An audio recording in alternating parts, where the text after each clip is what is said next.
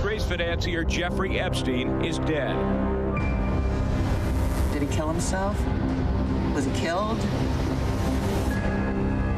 There was something happening here that was bigger than just Jeffrey Epstein. Netflix has a new documentary. It's called Filthy Rich. It's about predatory billionaire Jeffrey Epstein. It's one of the most popular things on television right now. But we still don't know, when all is said and done, the full extent of what Epstein did, who knew about what he did. We don't know what he did for a living. We don't know exactly how he died. All of that's still a mystery. Britain's Prince Andrew has tried to portray himself as fully cooperative, but the U.S. attorney on the case, Jeffrey Berman, says that's not true. The prince, Berman says, has repeatedly refused interview requests from American investigators. Daniel Halper is a journalist. He's author of A Convenient Death, The Mysterious Demise of Jeffrey Epstein. He joins us tonight.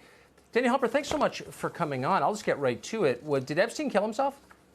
So when I started the book, I thought that he had, but the truth is, as more evidence came forward, as we investigated, I worked on it with my co-author, Alana Goodman, and we talked with a lot of people in that prison. We talked with his lawyer, and we got the sense at the end that there was far more questions than there were answers. It's a very mysterious case, and the revelations, I think, in the book are shocking.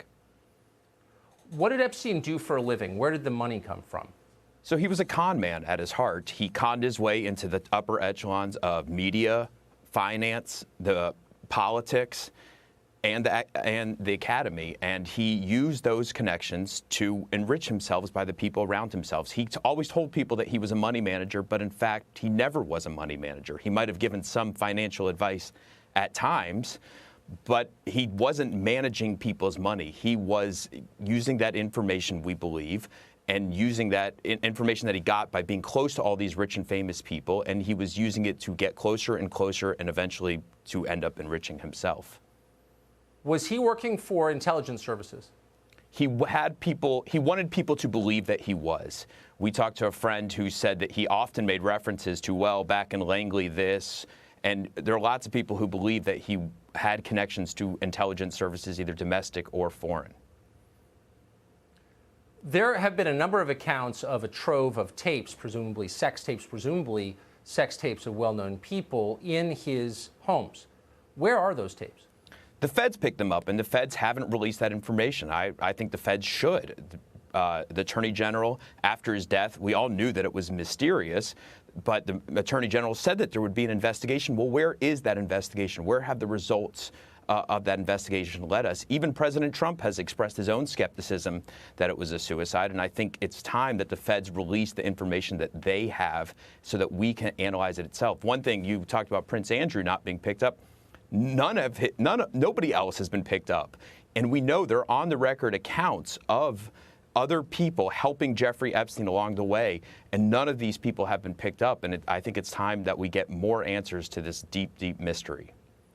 Yeah, I mean, no one's been punished. I mean, former Bush administration official Jay Lefkowitz is one of the people, and a lot of other former Bush administration officials helped him skate on the original charges.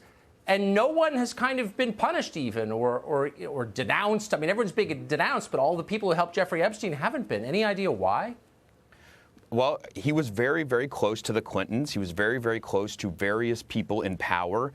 You got to think that those deep connections to high people in power have really helped him. He had lots of secrets of these people. It was in their interest to keep his story quiet. They are breathing a sigh of relief that he has died. And every day as we go on past his death, I think they continue to breathe lighter and lighter, knowing that hopefully that the secrets won't come out. I think we did capture some. I think there's some in this book that I think readers will find interesting and compelling, and I hope people pick it up. You started the project assuming that the official story of his suicide was true. You wound up having more questions than you thought you would. That really does say a lot. Daniel Halper, thanks for that. Congrats on the book. Thank you very much, Tucker.